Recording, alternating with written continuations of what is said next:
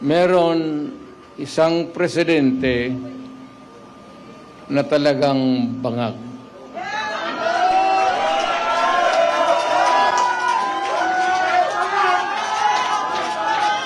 Hindi naman. Now, I don't know if namamangka lang ba siya sa dalawang ilog or is she really that neutral?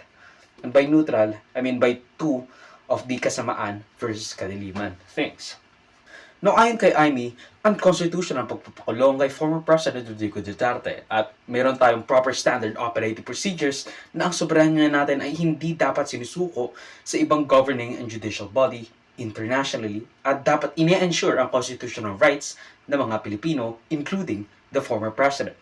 Nagkaroon rin ng mga ugong-ugong na may planong ipalit ng Administrasyong Marcos sina Amy and Camille Villar with the Kiko Bam tandem deeply associated with the Pink movement to finally create a Uni-Pink tandem.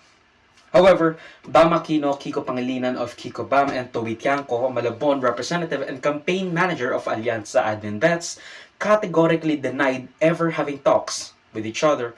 Where, this comes at a worrying time for a lot of alanganins and dahil nag-umpisa na rin ang local campaign period ng mga kumakandidato sa House of Representatives, mayoral, vice-mayoral, at city council seats. Now, of course, and this is something that I will preach however much I want to. Bumoto ng maayos, may konsensya, ng matalino, may sentido komon, at ng may dangal para sa sektor ng lipunan tulad ng mga manggagawa, business owners, mga kabataan, mga senior citizens, at mga nasa laylayan.